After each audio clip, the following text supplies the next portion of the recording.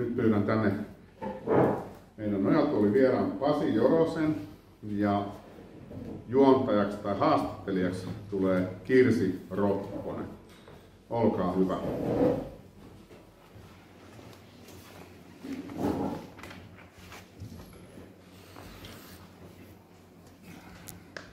No niin, tervetuloa Pasi tähän Nojatuoli-hetkeen. Kertoisitko kuitenkin tähän alkuun vielä omin sanoin itsestäsi ja perheestäsi ja ehkä mitä työtä tällä hetkellä teet? Tervehdys ja kiva päästä tänne teidän kanssa viettämään tätä iltaa. Minä olen Jorosen Pasi Orivedeltä.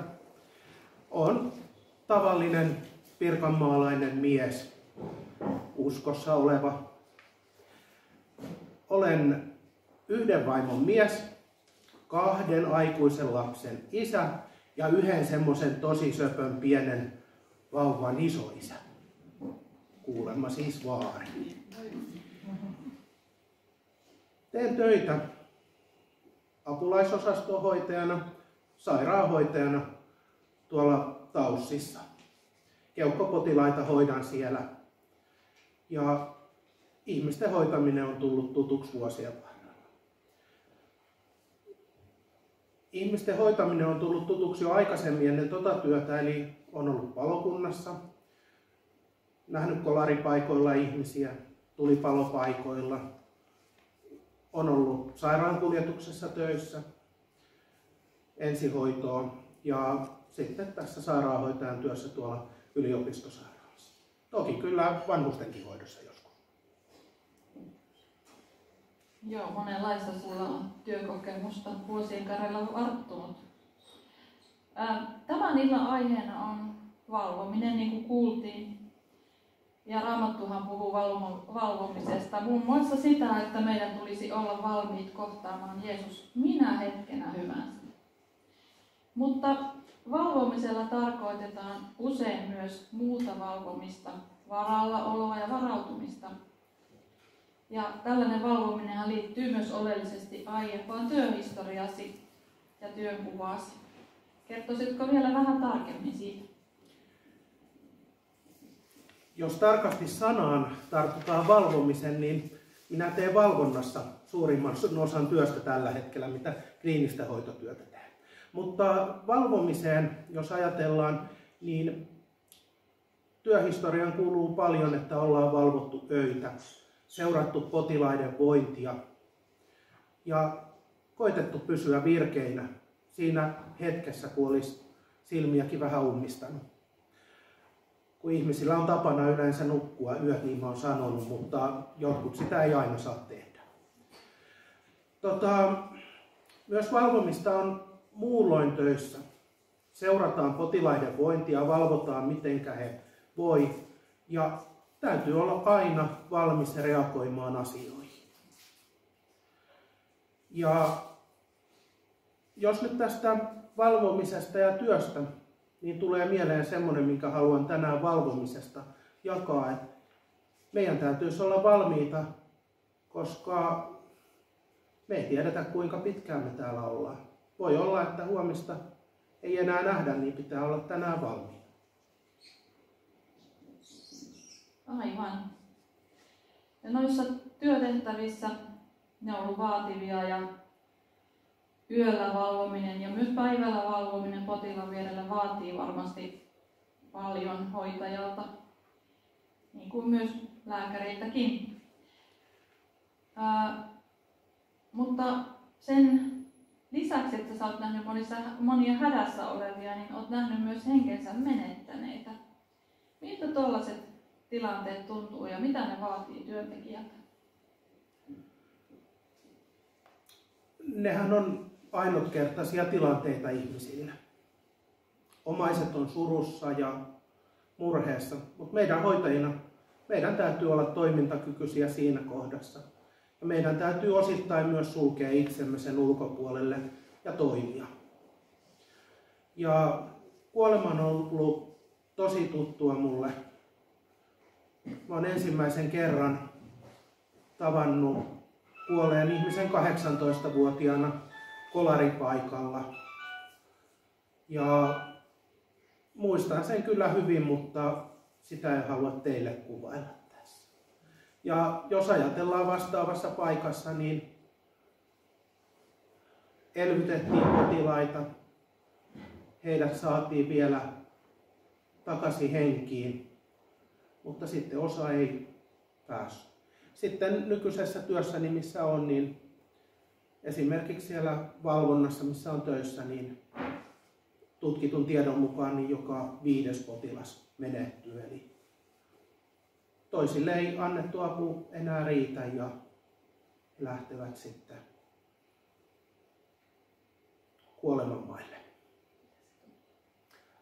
Miltä se tuntuu? Sitä on nähnyt rehellisesti niin paljon, että kuolemahan on, kun se läheiselle tulee, niin siinä surraa niitä elettyä elämää ja niitä asioita murehditaan, mitä voisi vielä olla, mitä jäädään kaipaan.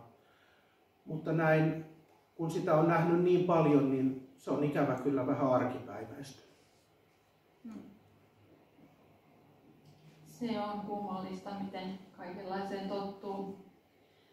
Minäkin joskus olin kätilön työssä valvoin silmät ristissä ja näin niitä toisenlaisia ilmeitä ja olin valmiina niihin, mutta siltä näkökulmalta kuoleman kohtaaminen tuntuu aika rajulta.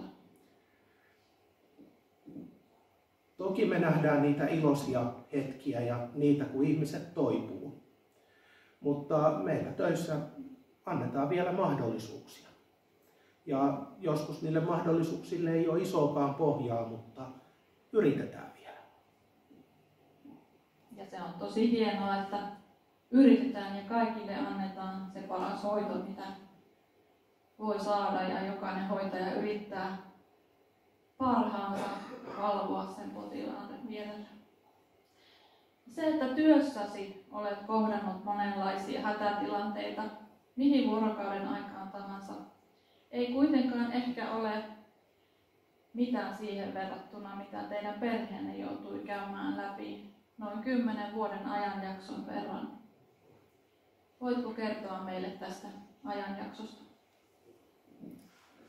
Joo, en nyt lähde syvällisesti kertoa, mutta meillä on käynyt semmoinen juttu, että lapsella ei elämä mennyt suunnitelmien mukaan, ajauduttiin päihteisiin, huumeisiin ja sitä kautta lieveilmiöitä tuli meille mukana. Ja vanhempana se on ollut semmoinen suru ja huoli, on valvottu monta yötä, on murehdittu, mutta opittu myös se, että kun me valvotaan ja ollaan valmiina, niin ja kaikki ei tapahdu niin kuin pitäisi, niin meidän täytyy keskittää huomiomme siihen, mitä meillä on, ja keskittyä rakentamaan tulevaisuutta.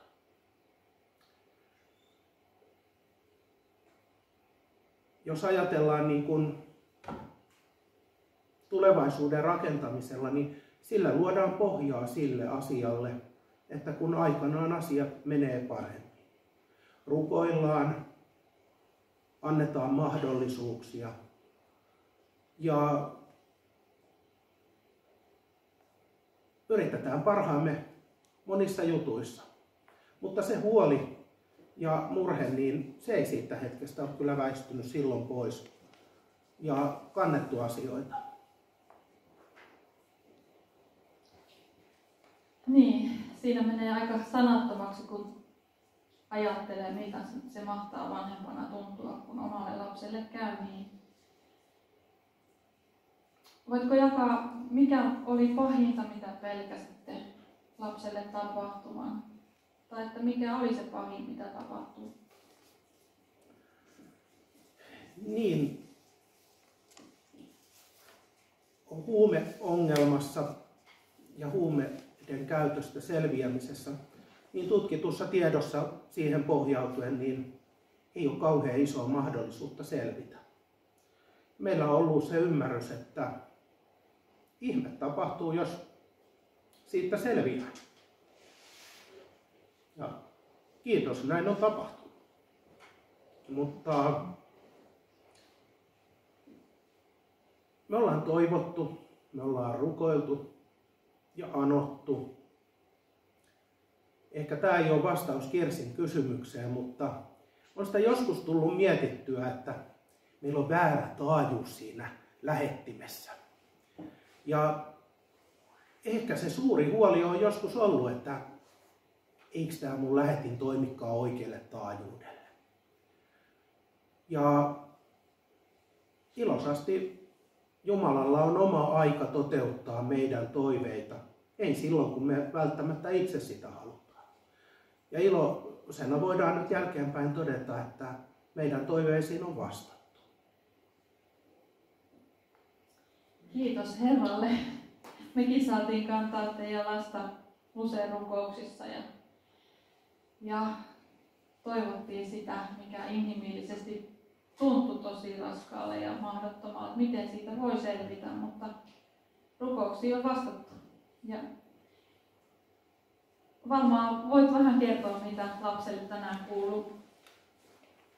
Hänelle kuuluu hyvää ja elämä menee eteenpäin ja tällä hetkellä eletään normaalia arkea, niin kuin me kaikki aikuiset toivon mukaan. Meillä vanhempina, niin me ollaan saatu tietyllä tavalla katsoa myös eteenpäin. Kaikilla säilyy tietyt arvet ja opitut asiat pysyy mielessä. Ja toivon mukaan me pystytään auttamaan jotakin muita, esimerkiksi jakamalla tätäkin asiaa tässä illassa. Ajatuksella vaikka sitten, että uskoa on, niin kyllä meitä kuullaan yläkerrassa.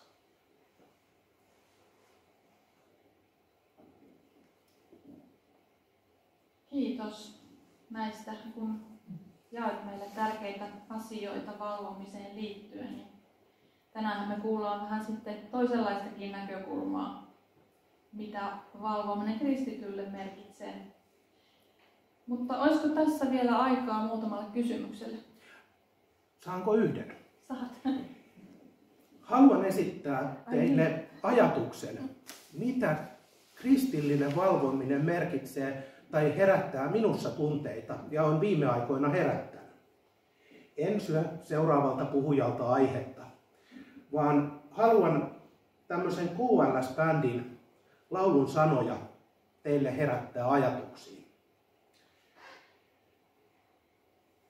Entä jos kuningas palaakin huomenna, onko maailma valmiina? Voinko katsoa silmiin vai vaipuuko kyyneliin? Entä jos kuningas palaakin huomenna, onko vielä maailma valmiina?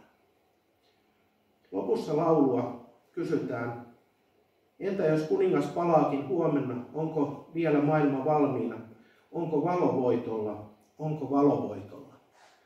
Ja herätänkin kysymyksen valvomisesta, että meille on myöskin annettu tehtäviä viedä sitä meidän ympäristöön.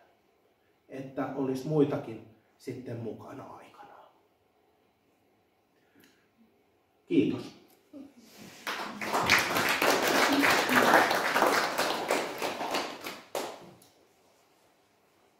Elikkä mites on aikataulu?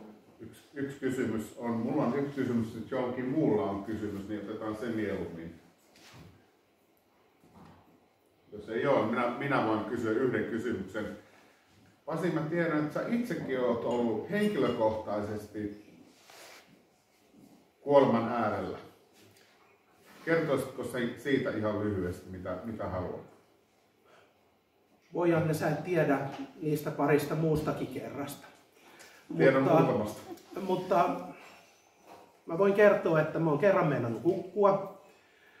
Ja sitten mä oon ollut koronasta niin sairaana, että ei siinäkään tiedetty ihan mitä tulee. Mutta mulla on samanlainen olo, mitä mä huomaan töissä potilaista. Et kun ne tietää, mihinkä me ollaan matkalla, niin meillä itsellä ei ole murhetta.